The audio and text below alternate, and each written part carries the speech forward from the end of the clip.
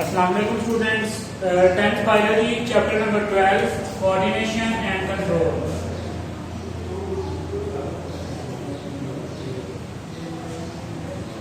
बेटा coordination and control हमारे पास chapter है जिसमें से आज का जो टॉपिक है हमारा वो है रिफ्लेक्स एक्शन।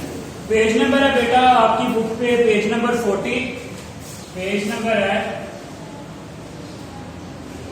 40 और जो टॉपिक हम डिस्कस करने जा रहे हैं वो है बेटा जी रिफ्लेक्स एक्शन।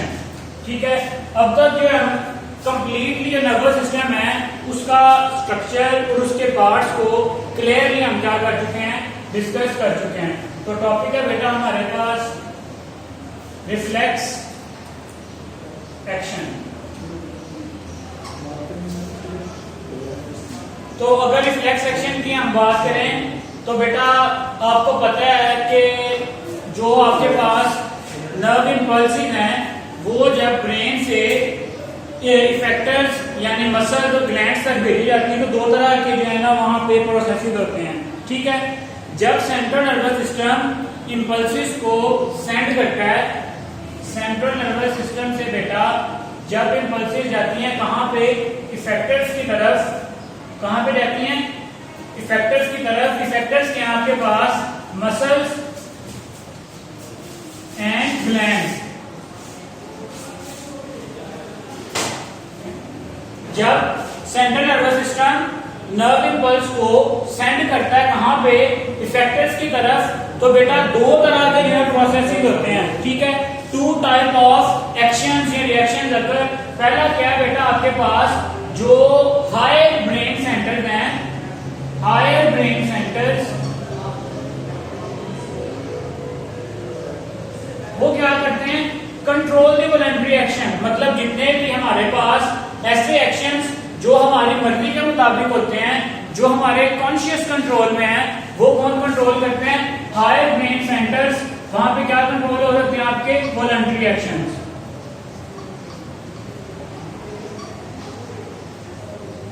लेकिन समटाइम्स क्या होता है बेटा कि वो जो नर्व इंपल्सिस हैं वो हायर ब्रेन सेंटर तक नहीं पहुंचती, तो जो आपके पास दूसरा प्रोसेस आ जाएगा कि sometimes these impulses,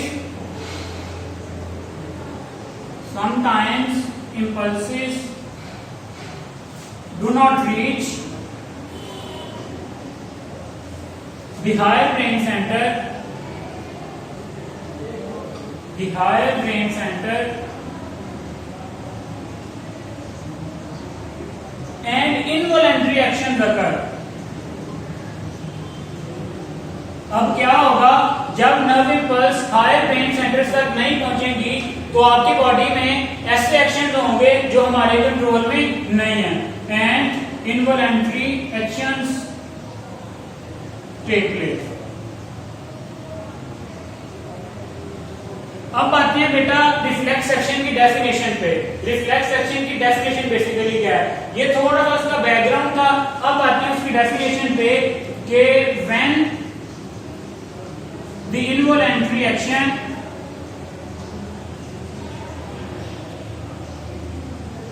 when the involuntary action produced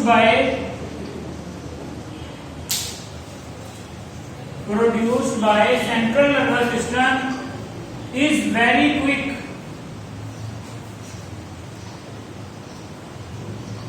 such action is called as reflex action.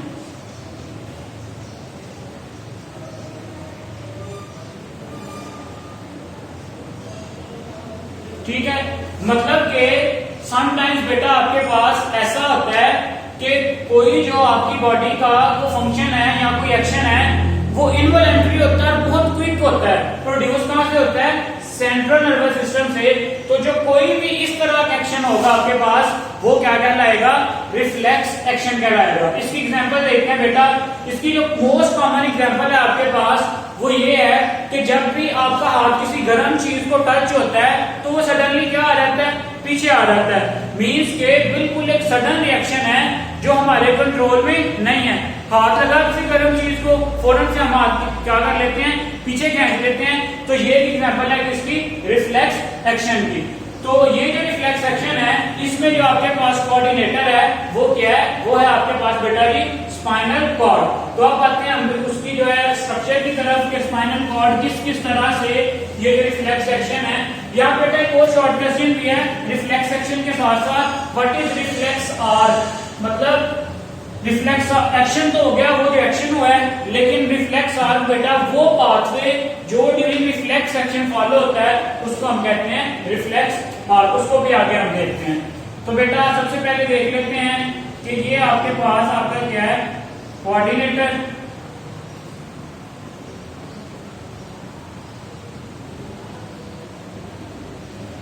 ये आ गया आपके पास स्पाइनल कॉर्ड। स्पाइनल कॉर्ड का ये कौन सा पार्ट है, इनर पार्ट। इनर पार्ट आपको बेटा जब बताया था इसका एक आउटर पार्ट भी होता है, आउटर रीजन भी होता है। ये इसका क्या आ गया outer region, so this is spinal cord.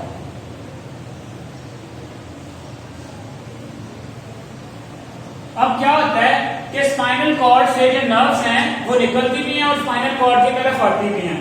अगर बेटा अब हम यहां पे देखें सेंसरी इंपल्सेस को, तो यहां से बेटा इस तरह आपके पास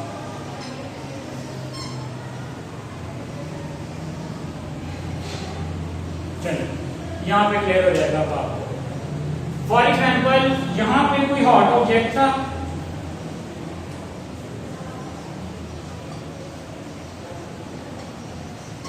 हॉट ऑब्जेक्ट के साथ यहां पे हैंड क्या हुआ है, टच हुआ है, ये इसके लिए क्या हो गया स्टिमुलस। जैसे ही यहां से ये हैंड यहां पे प्रेजेंट होगा, फॉर एग्जांपल यहां पे हमारा हैंड है, जैसे ही हमारा हैंड किसी हॉट ऑब्जेक्ट को छुएगा तो क्या होगा, एक जो सेंसरी न्यूरॉन है वो जो सेंसरी इंपल्स को भेजेंगे यहां से आपके पास स्पाइनल कॉर्ड में, ठीक है। कहां से आ रही है, ये आपके पास क्या है रिसेप्टर। रिसेप्टर ने क्या किया है, हॉट ऑब्जेक्ट को डिटेक्ट किया है। किस तरह डिटेक्ट किया है कि यहाँ बेटा आपकी फिंगर्स पे पेन या जो हीट रिसेप्टर होते हैं, जब वो इसको डिटेक्ट करेंगे फौरन यहां से पल्स जाएगी कहां पे, स्पाइनल कॉर्ड में। इसकी डायरेक्शन क्या है, इस तरफ बेटा ये आपके पास रिसेप्टर से स्पाइनल कॉर्ड की तरफ क्या जा रही है, नर्व इंपल्स जा रही है। तो ये जो नर्व इंपल्स होगी ये कौन सी होगी, सेंसरी। अब सेंसरी इंपल्स तो चली गई बेटा जी यहाँ पे स्पाइनल कॉर्ड में। अब स्पाइनल कॉर्ड में आपके पास यहाँ पे आगे मजीद एक न्यूरॉन है या नर्व है जिसे हम कहते हैं इंटर न्यूरॉन, ठीक है। अब ये क्या करेगी, यहां से इंफॉर्मेशन लेगी, यहां से इंफॉर्मेशन लेगी और आगे मजीद पास कर देगी मोटर न्यूरॉन को। जब ये इंफॉर्मेशन मोटर न्यूरॉन को पास करेगी तो बेटा यहां से दोबारा जो नर्व इंपल्स है मोटर इंपल्स वो यहाँ पे आएगी और यहाँ पे आके इफेक्टर, आपको पता है जो मोटर न्यूरॉन होते हैं वो इंपल्स को from the coordinator to effector, यहाँ पे क्या होगा इफेक्टर। इफेक्टर क्या है आपका बेटा जी, मसल्स। इफेक्टर क्या है, आपके जो आर्म का या शोल्डर का क्या है, मसल है। तो ये वाली जो आपके पास इंपल्स है ये कौन सी है, मोटर इंपल्स, ठीक है। और ये क्या थी, सेंसरी इंपल्स। ये आपका क्या है, कोऑर्डिनेटर है, स्पाइनल कॉर्ड है। अब बेसिकली हुआ क्या है, गर्म चीज को हाथ टच हुआ, यहां से नर्व इंपल्स गई कहां पे, स्पाइनल कॉर्ड पे, ठीक है। ये कौन सी नर्व इंपल्स है, सेंसरी नर्व इंपल्स। अब सेंसरी नर्व इंपल्स को बेटा ये रिसीव किया गया किसने, इंटर न्यूरॉन। इंटर न्यूरॉन क्या करेगा, इस इंपल्स को आगे पहुंचाएगा कहां पे, मोटर न्यूरॉन के पास। अब मोटर न्यूरॉन से नर्व इंपल्स जाएगी कहां पे, इफेक्टर पे। इफेक्टर क्या है बेटा, आपका मसल, जहां पे टच हुआ था, जब ये दोबारा इफेक्टर मसल तक पहुंचेगी तो हम क्या कर लेंगे, फौरन से पीछे खींच लेंगे। तो ये जो बेटा आपका मसल होता है ये इस जो रिफ्लेक्स एक्शन में एज अ इफेक्टर काम कर रहा होता है। मींस के फौरन विदिन मिली सेकेंड ये क्या हो रहा है, प्रोसेस हो रहा है। तो इस वजह से हम इसे क्या कह देते हैं, रिफ्लेक्स एक्शन कह देते हैं। क्लियर है बेटा, पेपर में ये लॉन्ग क्वेश्चन भी आपसे पूछा जा सकता है और शॉर्ट क्वेश्चन भी पूछा जा सकता है। इसे आप लिखेंगे किस तरह से, इस तरह लिखेंगे कि जी इसमें जो कोऑर्डिनेटर है वो क्या आपका स्पाइनल कॉर्ड और जो आपका रिसेप्टर है वो हैंड है, जो इफेक्टर है वो क्या है, मसल है। किस तरह से सेंसरी जो इंपल्स है वो मूव होकर क्वाड्रेटिक की तरफ आई है और फिर क्वाड्रेटिक में जो इंटर न्यूरॉन है उन्होंने आगे फर्दर इंफॉर्मेशन को पास किया है मोटर न्यूरॉन की तरफ, फिर मोटर न्यूरॉन से जो मोटर इंपल्स है वो गई है इफेक्टर की तरफ। तो this is all about the reflex action. तो जो मैंने आपको बताया था एक और शॉर्ट क्वेश्चन भी यहां पर बनता है, what is reflex arc. Reflex arc को आप इस तरह से डिफाइन कर सकते हैं, the pathway followed during the reflex action, the pathway followed during the reflex action is called as